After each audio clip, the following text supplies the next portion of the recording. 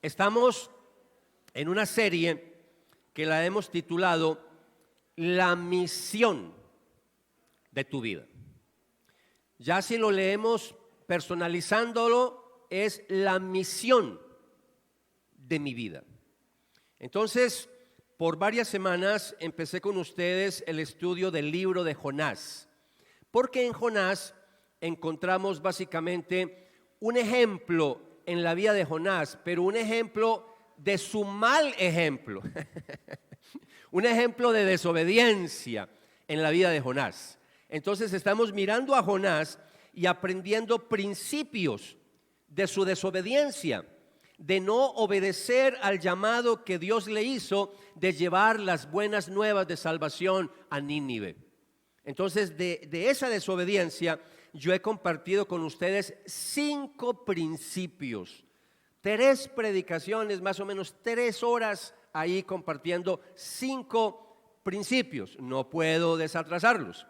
Si usted se la perdió, Redil Norte, al lado derecho, redilnorte.org, ahí está predicaciones y ahí está subida las predicaciones hasta el día de hoy. Pero le voy a conectar con la semana pasada. La semana pasada yo compartí con ustedes que así como Jonás huyó porque no quiso obedecer, no quería compartir con los ninivitas, sino que tomó dirección contraria y se fue para Tarsis, huyó de Dios. Entonces la semana pasada yo les decía que cuando yo huyo de mi misión, vienen graves consecuencias. Y toda la predicación de la semana pasada fue hablando de las consecuencias muy graves. En medio de esas consecuencias vino una gran tormenta enviada por Dios mismo. Y a veces, como decía la semana pasada, por nuestra desobediencia, por huir de Dios, por no comprometernos con Dios, por no estar alineados con Dios, vienen dificultades a nuestra vida. Entonces, quiero de una vez, ya se oró por la palabra, quiero en esta mañana entrar de una vez en el 6º principio que aprendemos de la desobediencia de Jonás. Número 6. Entre más huya de Dios, las cosas se pondrán peor. Entre más huya de Dios, las cosas se pondrán peor. De Jonás aprendemos que es mejor obedecer la misión que Dios nos ha encomendado de llevar las buenas nuevas de salvación, porque no sabemos con qué tormenta nos vamos a enfrentar más adelante. Hay cosas que no son causadas por el diablo, hay cosas que son causadas por nuestro pecado y por nuestra desobediencia. Y quiero de una vez hacer un paréntesis. En esta iglesia no enseñamos, como en otras iglesias evangélicas, que todo problema, que toda dificultad, que toda enfermedad, que toda crisis económica es fruto del pecado nuestro. No. Hay cosas en la vida que nos pasan que no es por nuestro pecado, es por el pecado de otros.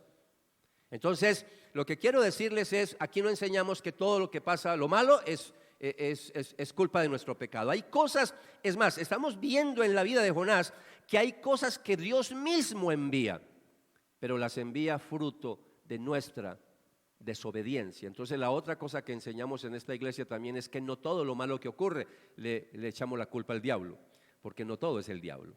Esta tormenta que le vino a Jonás no fue el diablo que la mandó, fue Dios mismo quien la mandó. Entonces sigamos con la historia. La semana pasada dejamos a ese barco ahí en el mar, en una tormenta estaba que se partía ese mar, los marineros aterrados, nunca habían visto una tormenta de semejante tamaño. Tan aterrados están que todos están orando a sus dioses porque son paganos. El capitán dice, a ver, ¿quién más hay acá para que se una a orar? Baja a la bodega y encuentra a Jonás roncando, durmiendo. Y le dice, mijo, despierta, ¿qué haces dormido? A orar, se dijo, ore que nos vamos a morir.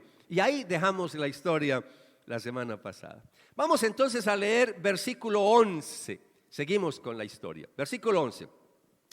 Ellos le preguntaron ¿por qué? Porque echaron suertes para ver quién era el responsable de esa tormenta. Ellos eran muy supersticiosos y la semana pasada vimos que la suerte cayó ¿sobre quién?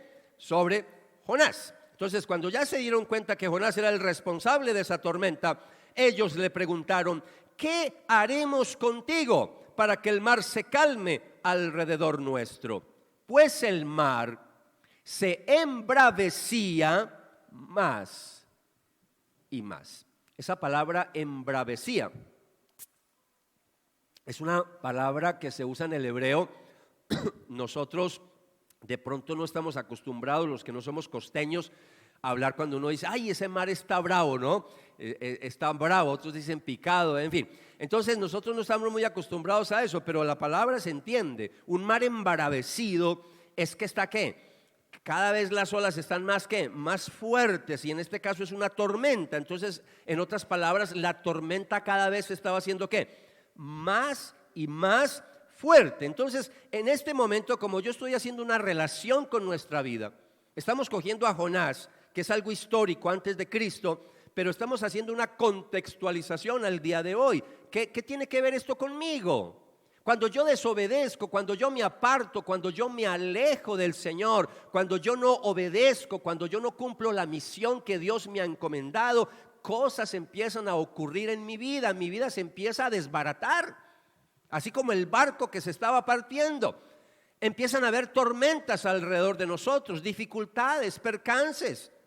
Entonces la pregunta en esta mañana es: ¿hasta qué punto vas a esperar que tu matrimonio se siga deteriorando por tú estar en desobediencia? ¿Hasta qué punto vas a permitir que sigas en mal camino y que sigas de mal en peor, cuesta abajo, que tus finanzas sigan fallando por no ponerte al día con Dios? ¿Hasta cuándo vas a esperar? La pregunta que tenemos que hacer en esta mañana es que tenemos que preguntarnos: ¿hasta cuánto vamos a esperar para que nuestra salud se normalice? Porque muchas veces es fruto también de nuestro pecado. Por eso es una mañana para reflexionar, es una mañana para que nos preguntemos: ¿hasta qué punto yo mismo estoy arruinando mi vida? ¿Hasta qué punto yo le sigo haciendo daño a mis seres queridos, a las personas que están a mi alrededor? ¿Hasta qué punto yo le sigo haciendo daño a mi iglesia donde yo me congrego por culpa de mi pecado? Mire lo que dicen los marineros, le preguntan: ¿qué haremos contigo para que el mar se calme alrededor nuestro? Cantidad de veces como pastor me han preguntado: pastor, ¿yo qué hago para que esta tormenta en mi hogar se calme? ¿Yo qué hago para que mi matrimonio salga a flote? Utilizando un lenguaje marinero, salga a flote. ¿Yo qué hago para salir de estas finanzas que me estoy quebrando? Y le preguntan a uno creyendo que uno tiene la respuesta para todo, y uno no tiene la respuesta para todo. Muchas veces uno sabe que la persona no está bien con el Señor, y a veces uno, cuando tiene confianza, pues yo se lo digo; cuando no, pues le digo: pregúntele al Señor. Pero cuando tengo confianza le digo: es tu pecado. Tú te tienes que apartar de ese pecado, tienes que alinearte con Dios, no sigas huyendo de Dios. Dije ayer en las reuniones de las 5 de la tarde y 7 de la tarde de la noche que muchas veces nosotros venimos aquí cada 8 días a la iglesia, pero estamos alejados de Dios. Uno puede estar en la iglesia constantemente y estar alejado del Señor. Por eso el versículo 12 a mí me impacta demasiado, porque ya empieza a cambiar la historia. En el versículo 12 ya Jonás se da cuenta que no sirve para nada seguir luchando y llevándole la contraria a Dios. Ya el versículo 12 entramos en una etapa donde Jonás dice: ya no hay nada más que hacer, y empieza a rendirse. No hay un arrepentimiento total, porque eso se los voy a mostrar. Él todavía le falta tocar fondo. ¿Se acuerdan cuando les dije que cuando uno huye de Dios todo va cuesta abajo? Y les hablé de toda la metáfora de abajo. Bajó a Jope, bajó a la bodega del barco, y cada vez está, ¿qué? Bajando más. Pues des en cuenta que hoy vamos a ver cómo toca fondo. Hoy sí va a tocar fondo nuestro amigo Jonás. Versículo 12.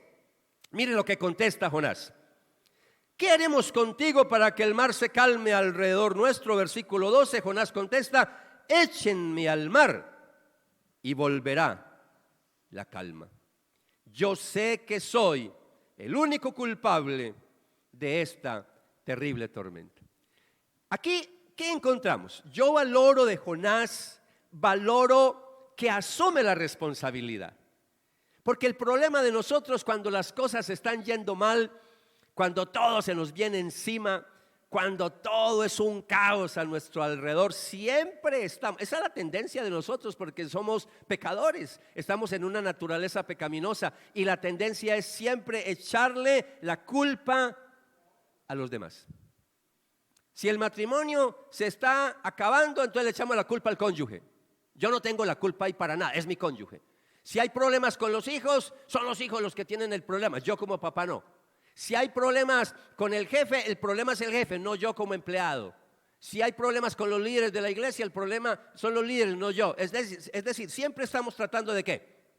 De echarle la culpa a los demás. Y nos falta la madurez suficiente, y se lo digo así muy bonito, muy elegante. Nos falta la madurez para aceptar que la responsabilidad es de nosotros.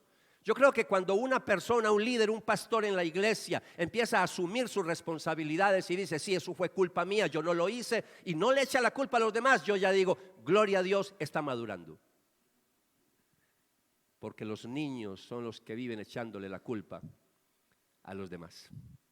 Yo recuerdo de niño cuando por todo le echaba la culpa a mi hermanita, mi hermanita, un año menos que yo, siempre ella era la culpable, yo no, yo era un santo. Y así somos a veces, como muy santos, los culpables son los demás. Qué cosa tan bonita de Jonás, yo soy el responsable, el único responsable de esta tormenta. Ahora bien, lo que no alabo de Jonás y no lo puedo felicitar, es que Jonás no tiene el derecho, él no tiene la autoridad para, en cierta manera, tomar decisiones sobre su vida. Tú no tienes la autoridad para tomar decisiones sobre tu vida. Por eso es que la Biblia está en contra del suicidio. Tú no te puedes quitar la vida. Eso va en contra de la palabra. El único que puede tomar nuestra vida se llama Dios. En este caso Jonás no se está suicidando como tal, pero sí le está diciendo a los marineros, mátenme. Le está diciendo a los marineros, tírenme al mar. Usted podría decirle, venga, yo no soy capaz, pero tíreme al metro. Nada diferente, es lo mismo. Entonces tú no tienes autoridad para decidir sobre tu vida. Ahí le faltó a Jonás su espiritualidad. Yo me pongo en los zapatos de Jonás y estoy seguro de algo, que si Jonás toma una actitud diferente, que si Jonás se humilla ante la presencia del Señor, que si Jonás humildemente confiesa su pecado, se arrodilla ante su Creador, ante Yahvé, y le dice, perdóname porque no te obedecí para ir a Nínive, Señor, ahora estoy aquí, yo quiero obedecerte, perdóname, Señor. Estoy convencido que Dios hubiera hecho algo distinto en estas circunstancias. Lo que pasa, mis amados, es que cuando Dios tiene un propósito y tiene un plan, lo lleva a cabo. Así tú te desvíes y así Él tenga que cambiar algunas cosas, pero Él lleva a cabo su propósito. Sí o sí, sí o sí. En este caso, Jonás está haciendo algo que va en contra de la perfecta voluntad del Señor. Se está quitando la vida en cierta manera. Entonces, cuando dice, yo soy el único culpable de esta terrible tormenta. Hablemos de esa parte positiva de Jonás. Yo no sé hasta qué punto tú te has responsabilizado de tus acciones. Ustedes lo saben, que hace muchos años colaboro y hago una labor misionera en la confraternidad carcelaria y me toca estar en contacto con prisioneros, con PPLs, personas privadas de la libertad. Y cuando uno habla con ellos, la gran mayoría están allá porque estaban en el lugar equivocado. Están allá porque alguien lo tomó como chivo expiatorio, pero ellos nunca son culpables de nada. La mayoría no hicieron nada, son unos angelitos que los tienen guardados en Bellavista, en Pedregal, unos angelitos, no hacen nada. Muy poquito encuentra uno un PPL que dice, sí, yo estoy acá porque la embarré. Estoy acá porque fallé, muy poquitos. La mayoría siempre tienden a echarle la culpa a los demás. Entonces mi pregunta para usted en esta mañana, ¿hasta qué punto estás tomando responsabilidad de que las tormentas que están ocurriendo son por tu culpa, son causadas por tu pecado. Sigamos leyendo la historia para que siga reflexionando ahí, aunque yo los veo a ustedes hoy tan bien, yo siempre los veo tan santos, tan consagrados, pero esta palabra para los de ayer fue fuerte, para los de las 5 y las 7 de la noche, fuerte esta palabra. Versículo 13, entonces, dense en cuenta que el asunto era tan delicado que miren lo que hacen los marineros. Usted que ya está metido en la historia, traten lo posible de no distraerse. Todos aquí tienen muy buena imaginación. Usted está en el mar, hay una tormenta, el barco se está hundiendo. Usted tiene buena imaginación. En medio de eso, cuando Jonás les dice lo que les dice, entonces mira el versículo 13. Sin embargo, ese sin embargo es que los marineros no obedecieron a Jonás. Sin embargo, los marineros intentaron remar con más fuerza para que el barco volviera a tierra y estuviera a salvo. Pero no lograron revertirlo, porque la tormenta era ¿qué? Muy violenta y estaba ¿qué? Fuera de control. Ahí me podría quedar un buen rato, pero mi tema no es los marineros, mi tema es Jonás. Pero amados, ellos ¿qué hicieron? Yo me pongo en los zapatos de los marineros. Recuerdan que cuando ellos se dan cuenta que Jonás es un profeta y que adora al creador de los cielos, de la tierra y el mar, se dan cuenta que el Dios de Jonás es superior a los dioses que ellos tienen. Y están aterrados, porque saben que es por culpa de Jonás, sobre todo cuando echan suertes, aterrados. Pero ahora que Jonás le dice que lo mate, ellos dicen, ¿cómo vamos a matar al profeta de Yahvé? Nos metemos en la grande, si por estar huyendo, miren lo que estamos, ahora que lo matemos. Entonces ellos no lo hacen, sino que todo lo contrario, intentan remar con más fuerza. Dice que no lograron revertirlo, todo está fuera de control. Y ahí simplemente algo muy breve, porque de los marineros yo también saco una lección de vida. A veces nosotros queremos cambiar las cosas en nuestras propias fuerzas. Y usted quiere revertir la mala situación en tus propias fuerzas. Y quieres remar más fuerte y el viento en contra, pero usted sigue diciendo, no, yo salgo adelante, cuando lo que tiene que hacer es simplemente dejar que Dios tome control de las cosas. Ellos después se dieron cuenta que así no era y se rindieron por completo, y eso lo vamos a ver más adelante en los versículos que siguen. Entonces, en este primer capítulo que hemos venido estudiando, no todo es negativo. Aquí lo que voy a compartir de aquí en adelante, 3 principios más que tengo para compartir. Voy a decirles que aquí también hay milagros, hay cosas buenas en este pasaje. No todo es malo. Entonces, al hacerlo, cuando ocurren esos milagros, ocurren cosas, cambian situaciones. Por eso en esta iglesia creemos en los milagros.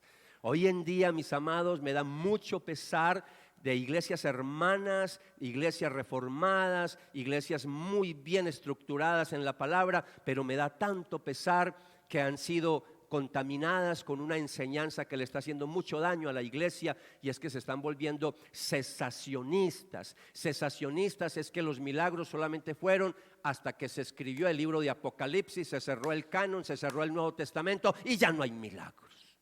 Amados, nosotros estamos cansados de ver milagros en esta iglesia. Tú estás cansado de ver milagros en tu propia vida. Por eso nosotros creemos que Jesucristo es el mismo ayer, hoy y por los siglos.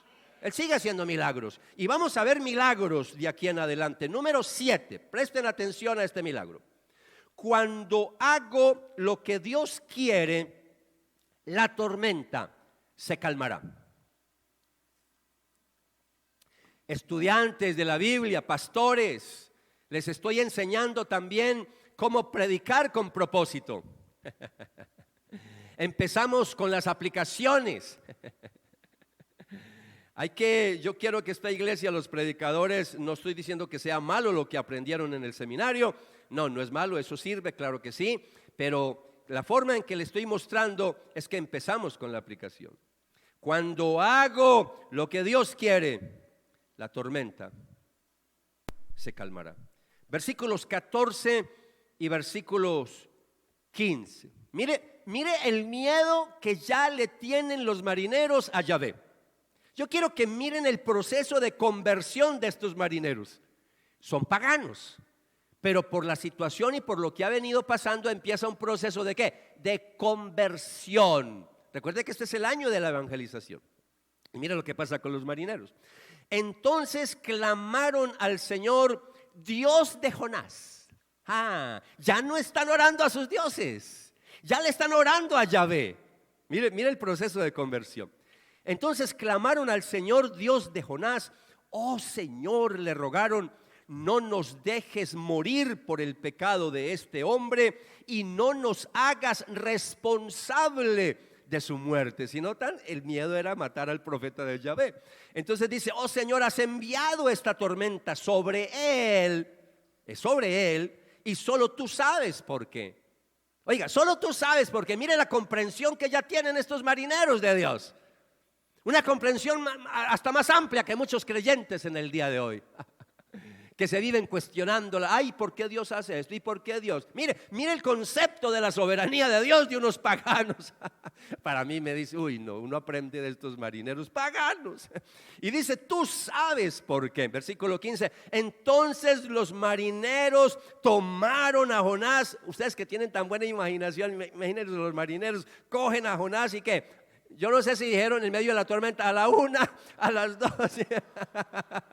Yo no sé si lo hicieron así, pero toman a Jonás y lo lanzan al mar embravecido. Y mire lo que dice la Biblia. Y al instante la tormenta se detuvo.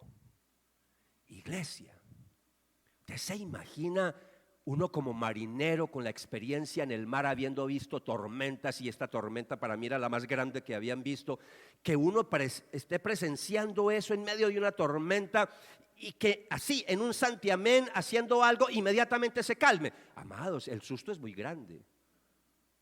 Yo no sé si se acuerdan de un episodio con Jesús, cuando se levanta una tormenta en medio del mar y están los discípulos en la barca, y ellos también eran marineros, pescadores. Es decir, ellos están enseñados a pescar, saben lo que es el mar, y están aterrados por la tormenta. Y ahora llega el Señor y simplemente hace una oración. ¿Y qué? Y dice la Biblia que hubo gran bonanza. Bonanza es serenidad, calma. Y se aterraron tanto los discípulos que se postraron en la barca a adorar al Señor, porque reconocieron que no era una persona normal. Estaban ante la presencia de alguien que era más que un hombre, que un mortal. Y ahí es donde empiezan a reconocer que Él es el Hijo de Dios. Por eso estamos hablando de un milagro, de unas magnitudes que a veces uno, como está tan familiarizado con la historia, y como usted se ha leído tantas veces a Jonás, mire, desde niño, yo conozco la historia de Jonás desde niño. A mí me la contaban en historia sagrada, un pez grandotote con una boca así inmensa tragándose a Jonás. Y así todavía lo conservo en mi mente, conservo esa escena. Entonces, la pregunta en este momento es, ¿estás atravesando una tormenta en tu vida? Las personas que están a tu alrededor están sufriendo por causa tuya. ¿Será que en este momento tú tienes la forma de detener esa tormenta? Sí. Y la forma es lo que hizo Jonás, aceptando tu responsabilidad, dejando de huir del Señor. Qué bueno, mis amados, cuando uno lee la Biblia, pero la lee con el propósito de decirle al Señor, Señor, ¿yo qué aprendo de esta palabra? Cuando tú escuchas esta predicación y dices, Señor, ¿yo qué aprendo de la vida de Jonás? ¿Esto qué tiene que ver conmigo? Entonces el primer milagro que vemos en esta historia es que la tormenta se ¿qué? La tormenta se calma. Y aquí hay un principio.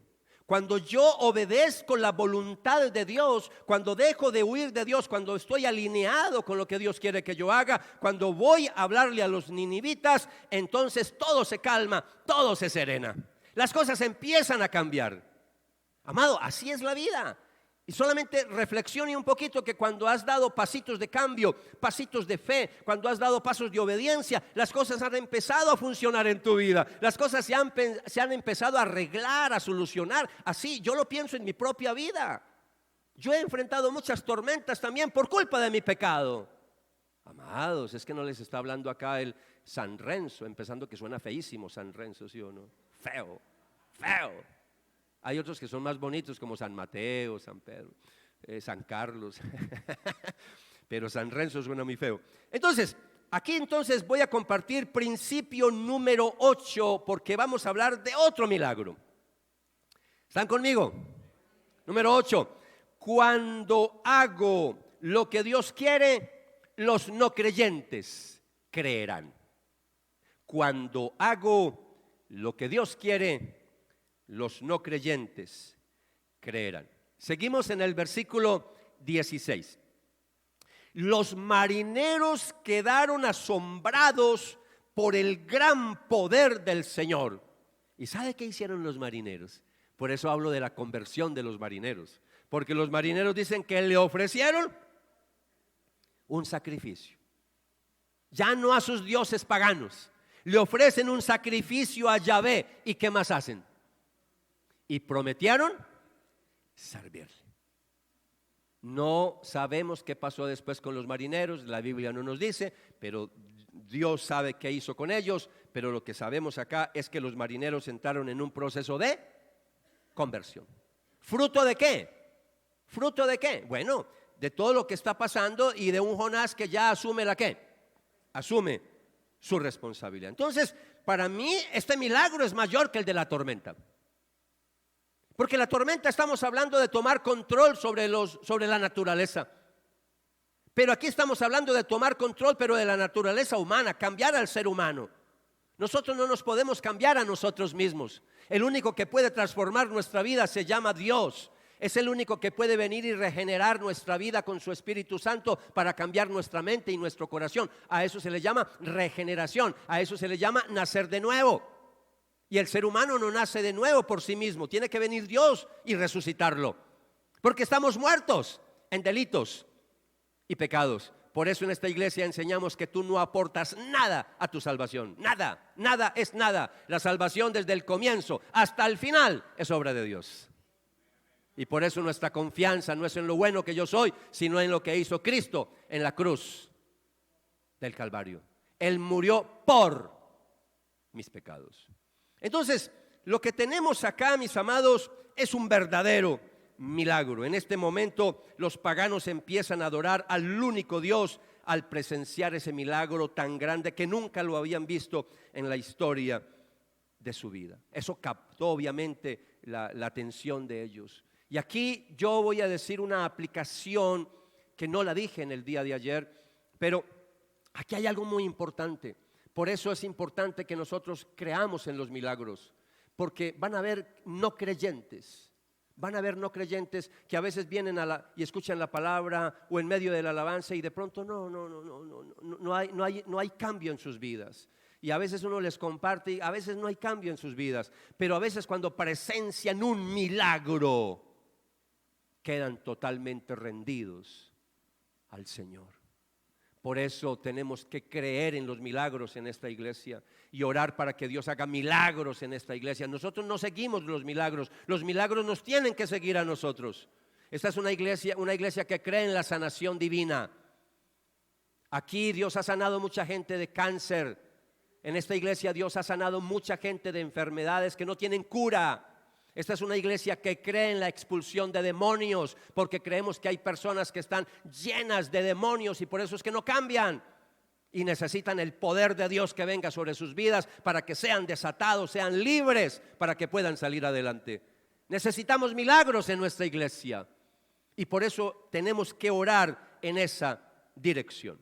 Entonces, los marineros están asombrados. Los no creyentes empiezan a creer cuando tú y yo empezamos a obedecer al Señor. Los creyentes empiezan a obedecer y hablemos de nuestra familia, hablemos de nuestros amigos cercanos. Empiezan a creer cuando ven que mi vida es un testimonio. Porque a veces somos nosotros los que nos convertimos en piedra de tropiezo para los no creyentes.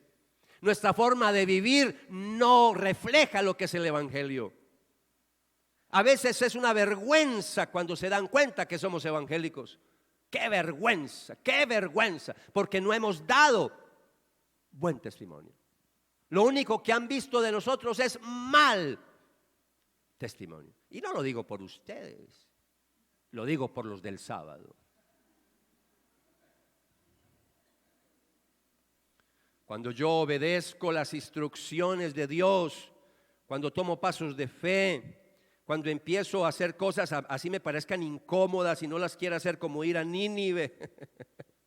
Ahí es donde las personas que nunca pensamos que algún día se iban a convertir, se van a convertir. ¿Fruto de qué? De mi obediencia a la misión que Dios me ha encomendado.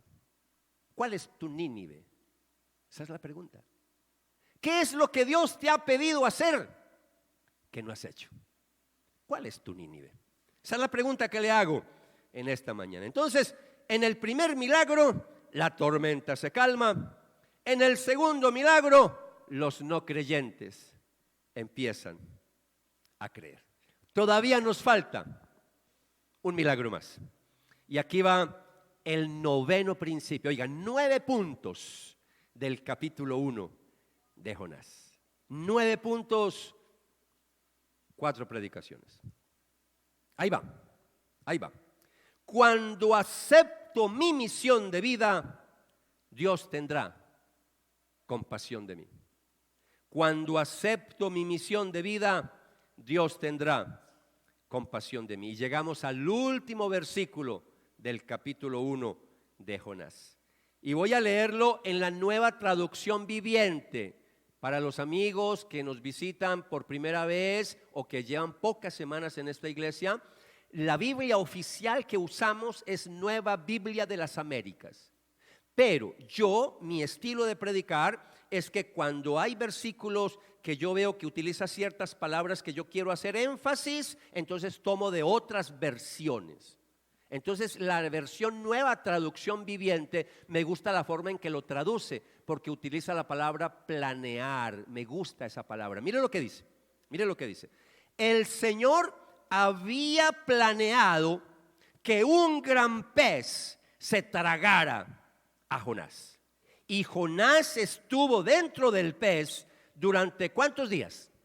3 días. ¿Y cuántas noches? Y 3 noches. 2 cosas voy a enfatizar. La de la semana pasada.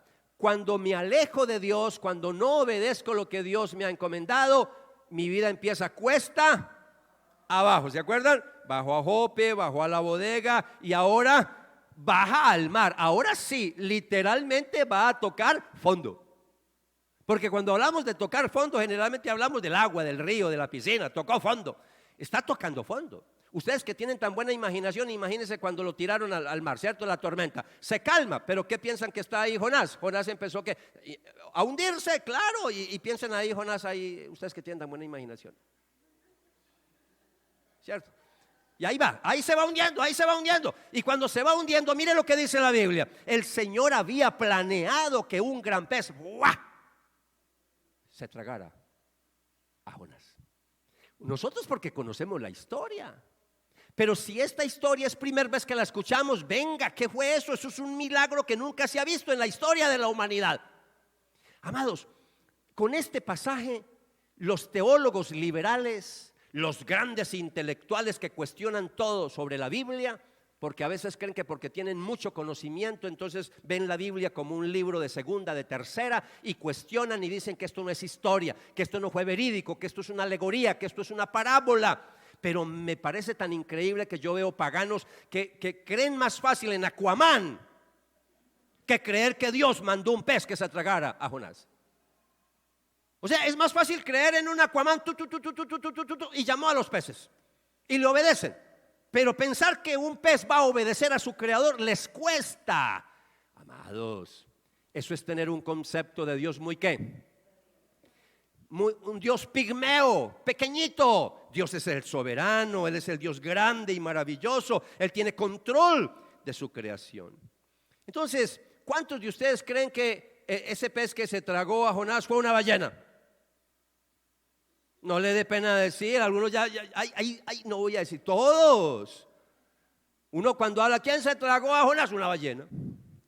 La Biblia no dice que fue una ballena. Eso no lo dice la Biblia. Ahora, yo no tendría problema en creer que fue una ballena. Un cachalote, no sé, una ballena de esas gigantes, no tengo problema. Pero en lo personal yo no creo que sea una ballena. Ahora, no me voy a meter mucho en eso, porque aquí no vamos a estar de acuerdo todos.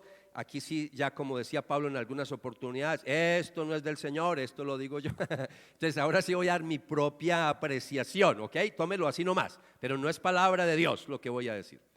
Yo creería que aquí no estamos hablando de una ballena, porque dice un gran pez, y las ballenas no son peces, si usted no lo sabía. Las ballenas son mamíferos. Las ballenas pertenecen al mundo del reino animal de los cetáceos. Y cuando hablamos de que es un mamífero es porque tiene sangre caliente, respira aire, tiene que salir a respirar. Ojo, tiene que salir a respirar, tiene pulmones, tienen crías vivas, no son huevos. Crías vivas y las alimentan de leche maternal. No son peces.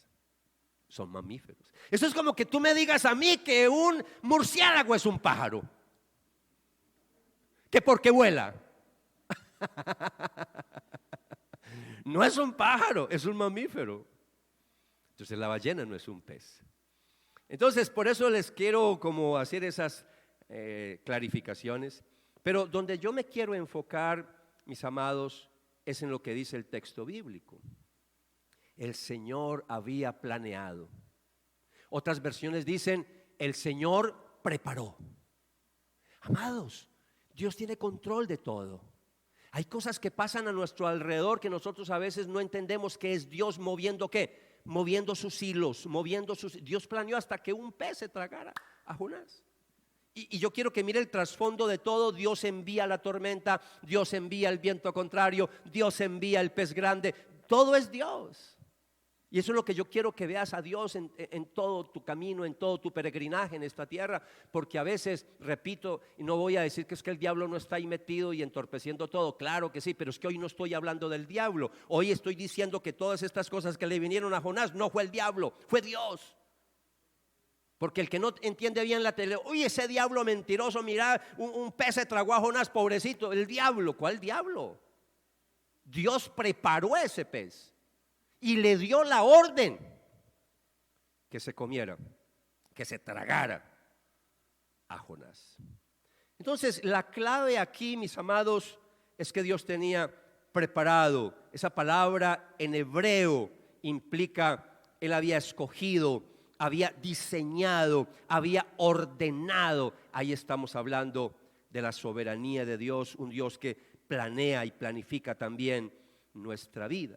Entonces, en medio de esto quiero orientarles un poquito más. Si yo acepto que Dios creó el universo y cada ser viviente, incluidos los peces, no me va a resultar difícil creer que Dios le ordenara a un pez específico que se tragara a Jonás. A mí no me cuesta creer eso, para mí es fácil creer eso, porque tengo un concepto de Dios bien. Para mí Dios es el más grande, el soberano, y sus criaturas lo único que tienen que hacer es obedecerle, no más. Eso es todo lo que tienen que hacer. Entonces, si la especie que se tragó a Jonás existiera, hablando de la especie, yo sí creería más o menos qué tipo de pez fue el que se tragó a Jonás. Pero no estoy diciéndolo como palabra de Dios, ¿vale? Simplemente tómelo como mi apreciación. Yo sí creo que es el tiburón ballena, porque el tiburón ballena es grande como una ballena, pero ese sí es un pez. Es el pez más grande del océano. El tiburón ballena existe en todos los continentes. Es muy normal, aunque está en vías de extinción. Quiero que miren esta foto, por favor, esta imagen. Y se las tengo que mostrar porque muchos que no conocen el contexto de un pez grande, que de pronto nunca ha ido al mar, que no conoce lo que son los peces grandes, entonces alguno pensará que fue que se lo tragó un bagre grande. Un bagre. No, no es un bagre. Por favor, miren esos buzos nadando. Mire, ahí está, mire cómo se ve, por Dios. ¿Será que Jonás no cabe ahí? ¿Será que no cabe ahí? Pues, hombre. Y ese es un tiburón ballena de más o menos 12 metros de largo. pero se han encontrado tiburones ballenas de 18 metros. ¡Guau! Una cosa inmensa. Mire la siguiente diapositiva para que usted vea. ¿Será que cabe Jonás ahí? Ahí le estoy mostrando que un tiburón ballena de 12 metros es igual a ese bus escolar grande, extra largo. Ese es extra largo, esos son de los buses extra largos. Mire, más o menos para que usted vea la dimensión. ¿Será que ahí no cabe él con todo lujo de detalles? Hombre, claro que sí. Entonces, en esas fotos lo que le quería mostrar es que sí se puede, es posible creerlo, claro que sí. La esencia de esta historia es que muchos están más interesados en descubrir, pero venga, ¿y cómo hizo para tragárselo? Y entonces, ¿cómo hizo? ¿En qué parte se acomodó? ¿En las costillas o en dónde? Y se ponen a darle vueltas a algo que la Biblia no dice. ¿Para qué nos vamos a poner en esas si no sabemos? Hay personas más interesadas en saber cómo era dentro de la ballena que en saber cómo estaba el corazón de Jonás. Y lo más interesante de esta historia no es lo que hay adentro de la ballena, del tiburón ballena, si es tiburón. Lo más importante es la desobediencia. Y no solo la desobediencia, el tema principal de Jonás es la misericordia de Dios. Porque Dios tiene misericordia de Jonás. Si nosotros creyéramos y la esencia de esta historia, si uno pensara que aquí termina la historia, uno diría, pobrecito de Jonás, ahí le terminó la vida, Jonás se lo tragó un pez. Pero nosotros conocemos la historia. Usted ya ha leído muchas veces Jonás y sabe que Jonás salió con vida de semejante situación. Ahora, lo que le quiero mostrar de la semana pasada, la conexión, porque no puedo decirlo todo en una predicación. Por eso aquí predicamos en serie y hacemos conexiones entre una y otra predicación. Por eso es importante que no faltes a las reuniones de fin de semana. Mire que cerré los ojos porque si los abro, de pronto me encuentro con alguna persona que está faltando mucho. Entonces, mire, no falte porque conectamos las historias. La semana pasada dijimos que la vida de él iba cuesta abajo, cuesta abajo, cuesta abajo. Mire, ese tocar fondo no solamente fue el mar. Cuando toca fondo total es cuando se lo traga ese animal y ya en las oscuridades adentro de un gran pez. 3 días y 3 noches. ¡Wow! Amados, eso sí es tocar fondo. Amados, aquí yo quiero decirles algo y espero que me lo reciba con amor. A mí me causa mucha sorpresa cuando yo veo esta historia y me gustaría entrar de una vez en las aplicaciones y que miráramos otra vez el versículo 7, porque le voy a decir algo que sé que a algunos no les va a gustar. Versículo 17. El Señor había planeado que un gran pez se tragara a Jonás y Jonás estuvo dentro del pez durante 3 días y 3 noches. La historia, ya sabemos, no termina ahí. Cuando uno lee más adelante, se da cuenta lo que dice Jonás, capítulo 2, versículo 10. Nos vamos a adelantar, pero yo no voy a predicar hoy del capítulo 2, eso lo vamos a dejar para después. Pero quiero contarle qué pasó con la historia. En Jonás capítulo 2, versículo 10 dice, entonces el Señor dio orden al pez y este vomitó a Jonás en tierra firme. Mire lo que le voy a decir en esta mañana, mire lo que le voy a decir. Es increíble que a veces los peces, y a veces no, en esta historia, son más obedientes que nosotros los hijos y las hijas de Dios, que hemos sido creados a imagen y semejanza de Dios. Le dijo la primera vez, trágate a ese hombre, y ella no se puso a decir ahí el tiburón, no, es que yo esa comida yo no como de eso. No cuestionó, obedeció. Y ahora le dice después, vomítelo en la playa. ¿Y por qué lo voy a vomitar? Vomitó. Y Dios viene diciéndonos a nosotros hace rato, levántate, haz esto, haz aquello, haz lo otro, y nosotros seguimos en rebeldía y seguimos en desobediencia. Qué increíble la ironía de Jonás, que nos muestra la obediencia de un pez por encima de la obediencia de Jonás. Ay, Dios mío. Pero yo quiero que tú te pongas el nombre, no Jonás, sino Carlos, Pedro, María, Adriana. Juliana, Renzo, Esteban, Catalina. Todos, póngase en el nombre ahí. Yo me pongo mi nombre. Esta historia a mí me ha confrontado. Esta historia yo he tenido que pedirle perdón al Señor, porque a veces veo que son más obedientes las criaturas que a veces nosotros que somos creados a imagen y semejanza del Señor. Para terminar en esta mañana, decirles para aquellos que les cuesta creer que esto sea una historia verídica, para los que creen que esta es una parábola, una alegoría, yo quiero decirles que Jesús validó la historicidad de este relato. Para Jesús, que Él es el creador, pero cuando estaba en la tierra como hombre, se lo contó a los líderes religiosos y validó la historia de Jonás. Primero validando que Jonás era un verdadero profeta, porque algunos cuestionaban en la época de Jesús que Jonás hubiera sido un verdadero profeta porque se fue a predicarle a unos paganos. Y número dos, validó la historia del gran pez que se tragó a este hombre como algo que sí ocurrió de verdad. Mire lo que dice Mateo capítulo 12, versículo 40. Y Jesús dijo: así como Jonás estuvo en el vientre del gran pez, en el griego dice del monstruo marino. Así que déjeme un paréntesis pequeño. Puede ser que no haya sido un tiburón ballena, que Dios haya creado un monstruo marino específicamente para Jonás. Así que Jonás estuvo en el vientre del gran pez durante 3 días y 3 noches. Y así, escúcheme, así como, va a ser una comparación, así como Jonás estuvo en el vientre del gran pez durante 3 días y 3 noches, el Hijo del Hombre estará ¿en dónde? En el corazón de la tierra, en el fondo de la tierra. ¿Durante qué? Durante 3 días y 3 noches. Jesús no tuvo problema con aceptar que esta historia de Jonás fuera verdadera. Y si Jesús la aceptó como verdadera, yo la acepto como verdadera. Si la Biblia lo dice, yo lo creo. Así que no se deje engañar, no se deje confundir, que los grandes intelectuales les gusta negar todo lo que sean milagros en la Biblia.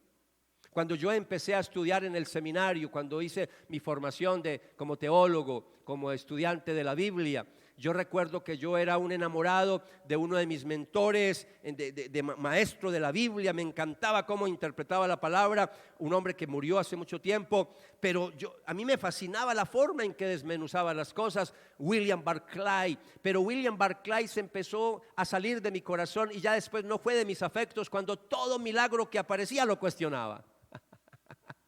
Todos los milagros que había los cuestionaba.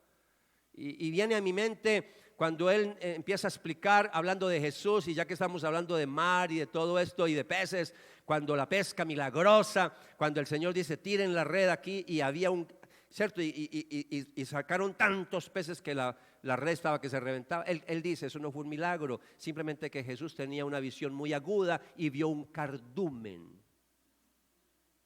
¿Sí nota qué cosa para cuestionar los milagros del Señor? Como si Dios no tuviera poder para llamar a los peces todos en un mismo lugar. Por eso a veces yo molesto diciendo, creen más en Aquaman que en el Señor. El Señor tiene poder sobre sus criaturas y Él puede convocar un grupo de peces para que tuvieran una pesca milagrosa. El punto, mis amados, es que Jesús validó esta historia como real. Y ahí es donde yo quiero decirles a todos ustedes lo siguiente, mis amados. Y antes de que entremos, porque estoy en la parte final, yo te quiero decir algo de todo corazón. Mire, cuando tú huyes de Dios, Dios va a hacer todo lo posible, pero te trae porque te trae. Y si tiene que mandar un tiburón ballena que te trague, te traga. Pero va a hacer todo lo posible por traerte, porque Dios te ama mucho. Dios te ama mucho y no te va a dejar abandonado. Y van a haber cosas dolorosas y difíciles, porque el olorcito adentro de ese pez yo no creo que haya sido algo agradable. Y ahí estuvo 3 días y 3 noches. Y qué ironía, ¿no? Qué ironía. Se va para Tarsis, sentido opuesto de Nínive. Ahora se lo traga ese gran pez y le ordena a ese pez que lo deje cerca de Nínive. Y lo vomita en tierra firme. Pero de eso voy a hablarles cuando llegue al capítulo 2, que será más adelante. Ahora quiero decirles que tenemos un mensaje que llevar a las personas no creyentes. Hay un mensaje que la gente necesita escuchar, y es este mensaje sencillo del Evangelio que Pablo lo resumió en 2 versículos. Primera de Corintios capítulo 15, versículo 3 y versículo 4. Porque yo les entregué en primer lugar lo mismo que recibí, que Cristo murió por nuestros pecados conforme a las Escrituras, que fue sepultado y que resucitó al tercer día conforme a las Escrituras. Cuando compartimos el Evangelio de Jesús, no es solamente compartir que Jesús murió por mis pecados, también hay que predicar que Él resucitó por mis pecados. Un evangelio que no habla de resurrección no es evangelio verdadero. Un evangelio que solo se queda en la muerte de Jesús, pero que no avanza a la resurrección, se quedó en la mitad. Y esa es una crítica que le hago yo, no crítico, sino una crítica a las iglesias en el día de hoy. Mucha muerte de Cristo, muerte de Cristo, muerte de Cristo. ¿Y a dónde están hablando de la resurrección del Señor? Si Jesús no resucitó, vana es nuestra fe. Tenemos que hablar más de la resurrección, porque es el milagro de milagros. Han habido resucitaciones, hombres que volvieron a la vida, pero volvieron a morir. Solamente ha habido una resurrección. Volvió a la vida y sigue vivo, y está a la diestra del Padre intercediendo por nosotros, y volverá por segunda vez a juzgar a vivos y a muertos.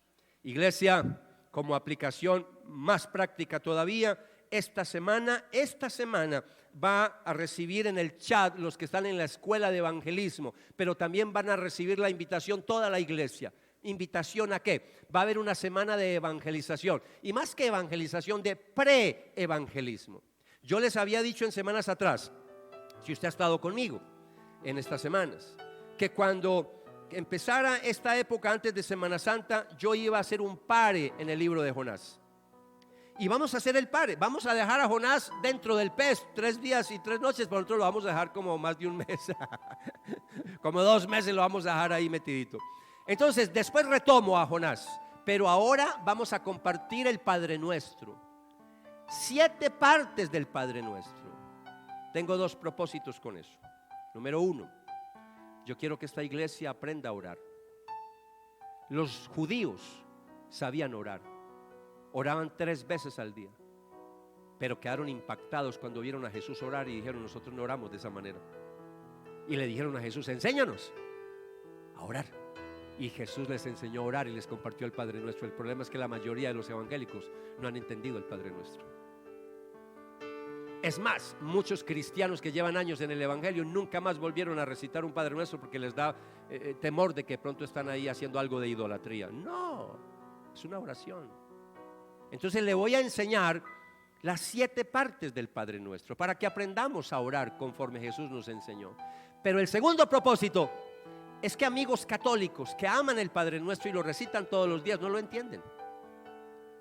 Pregúntele a ese amigo católico, a esa amiga católica, y pregúntele así más o menos, dígale: ¿tú conoces las 7 partes del Padre Nuestro? Y verá que la mayoría le va a decir: no, yo no conozco las 7 partes. Bueno, en nuestra iglesia, y le va a regalar este volante, en nuestra iglesia van a empezar unas conferencias, dígale así, conferencias, porque mi formato es conferencias, es a través de diapositivas, ese es mi formato, conferencias. Entonces, conferencias, van a dar conferencias de las 7 partes del Padre Nuestro. Ahí está, mira. Señor, enséñanos a orar. Mira, aquí dice el volante: 7 partes del Padre Nuestro. ¿A partir de cuándo? Del 24 y 25 de febrero. ¿Eso cuándo cae? La próxima semana. Entonces ahora saliendo, ¿qué va a hacer? Se va a llevar, que usted diga: deme 10, deme 15, deme 20, porque ya tiene la lista de los que va a invitar a este lugar. Los va a invitar a las 5, o los va a invitar a las 7, o los va a invitar domingo 9 de la mañana. ¿Estamos entonces? Y van a haber unas salidas. Entonces ahí es donde van a recibir en el chat, porque van a haber salidas para entregar este volante. Algunos en bicicleta, otro va a ser en el polideportivo, otro va a ser por acá en esta zona comercial, pero vamos a hacer labor pre-evangelística, porque si no, estas predicaciones se nos quedan solamente en letra. Esto hay que ponerlo en práctica, hay que salir a hablar, hay que ir a los ninivitas, hay que ir a los bellanitas. a predicarles la palabra del Señor. Amados, en Bello tenemos cantidad de creyentes que no volvieron a congregarse. Están hasta aquí de las iglesias, y no voy a decir por qué. Están hasta aquí de las iglesias, no quieren congregarse. A esos hermanos, a esas hermanas, Dios me ha puesto carga. Traigamos a esos hermanos, invitémoslos a la iglesia, sanémoslos, que se sanen, que se curen. Si después se quieren ir ya para otra iglesia, que se vayan para otra iglesia. Pero este es un lugar para sanar. Este es un lugar para que tú te levantes y recibas palabra del Señor. ¿Están conmigo? Amados, incline su rostro. Vamos a orar. Vamos a orar. En esta mañana, con toda seguridad que si nos visitas, no llegaste por casualidad, no. Estoy convencido que el Señor te trajo en esta mañana. Sí, utilizó otras personas para invitarte, pero créame que fue el Espíritu Santo que te invitó en esta mañana. Y lo único que yo quiero simplemente preguntarte en esta mañana, pero para que tú te respondas, ¿qué estás haciendo con tu vida? ¿Estás huyendo de Dios? ¿Alguna tormenta en tu vida que necesitas que se calme? ¿Será que necesitas tener más fe para creer que Dios puede cambiar las circunstancias? ¿Será que necesitas ser sanado, curado de heridas que te han hecho otras personas? Y para toda la iglesia en esta mañana, para que entre en un momento de oración mientras escuchas la música, yo quiero que le digas al Señor en esta mañana: Señor, perdóname, perdóname. Perdóname por huir a tu llamado. Perdóname, Señor, por no tener la misericordia suficiente de los ninivitas, de los no creyentes. Perdóname por estar tan enfocado en mis propios proyectos. Perdóname por estar tan enfocado en lo material, que se me olvida que lo más importante es la misión que tú me has encomendado de hablarle a otros de ti, Jesús. Dígale: perdóname, Señor. A veces estoy más dispuesto a hablar de otras cosas con otras personas no creyentes que hablarles del Evangelio de Cristo. Perdóname, perdóname, perdóname. Habla con el Señor en esta mañana. Dígale: Señor, yo quiero vivir según tu misión. Yo quiero aceptar mi misión de vida, Señor, como sea, con quien sea, pero ten compasión de mi vida. Dame de tu gracia, Señor. Necesito que me ayudes. No quiero seguir dándome contra las paredes. Yo quiero salir adelante, Señor. Ten misericordia de mí. Y por eso te invito a que entones esta oración cantada al Señor. Si sientes arrodillarte, postrarte, hágalo con toda libertad, que esta es una iglesia que no tenemos problema para hacer posturas de oración diferentes a estar sentados o parados. Te puedes arrodillar, te puedes postrar, como quieras, pero tenga una actitud de adoración y de oración a través de este cántico que te vamos a enseñar. Pero si no lo conoces, al menos acompáñanos en las siguientes estrofas cuando se repitan, para que todos adoremos al Señor en esta mañana. Iglesia, con una actitud, adoremos, una actitud buena para adorar al Señor.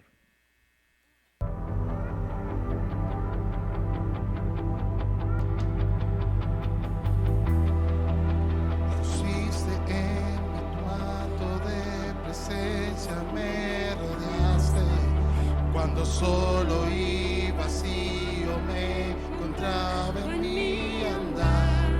Misericordia tan inmensa, no la puedo comprender.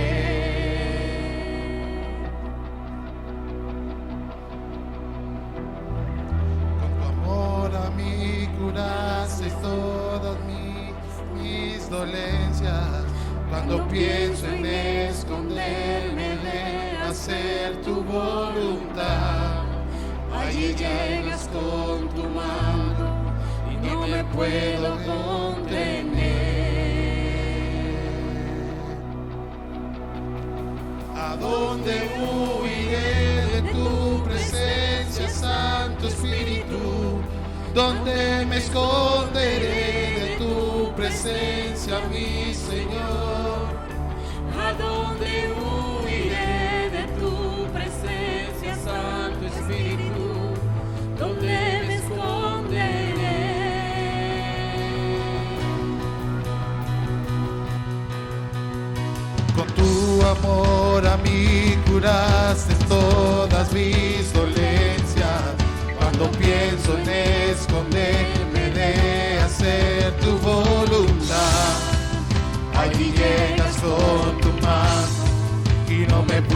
contener.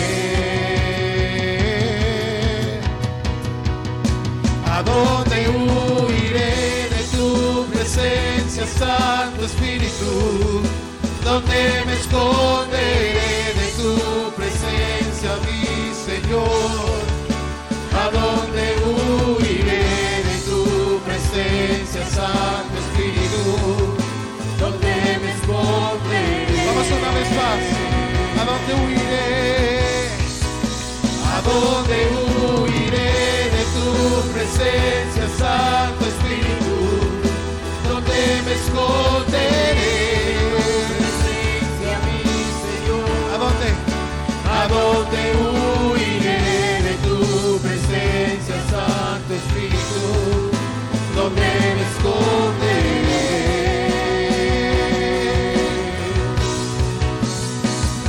En el silencio estás tú, en lo profundo estás tú, en lo secreto estás tú. No puedo estar si no estás tú. En el silencio estás tú, en lo profundo estás tú. No puedo estar si no estás tú. Vamos, iglesia, una vez más, digamos. En el silencio estás tú, en lo profundo estás tú, en el secreto estás tú. No puedo estar si no estás tú. En el silencio estás tú, en lo profundo estás tú. No puedo estar si no estás tú.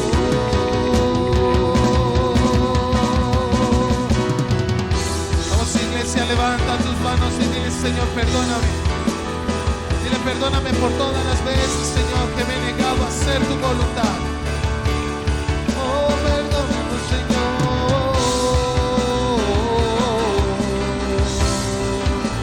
Y vamos a decir una vez: ¿a dónde iré?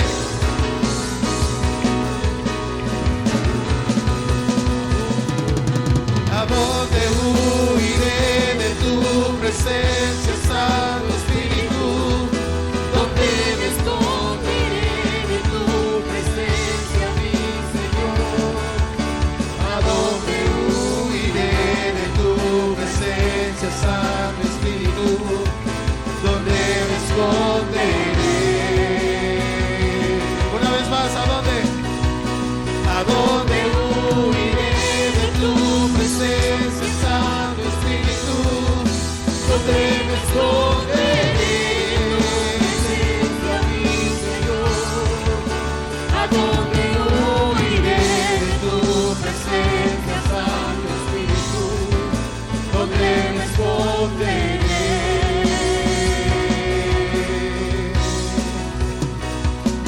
En el silencio estás tú, en lo profundo estás tú, en el secreto estás tú. No puedo estar si no estás tú. En el silencio estás tú, en lo profundo estás tú. No puedo estar si no estás tú.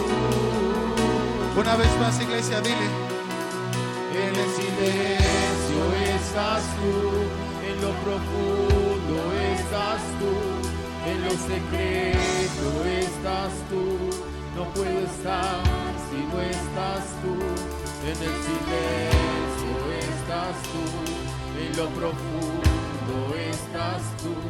No puedo estar si no estás tú. No podemos estar. Tú estás en todos lados, Señor.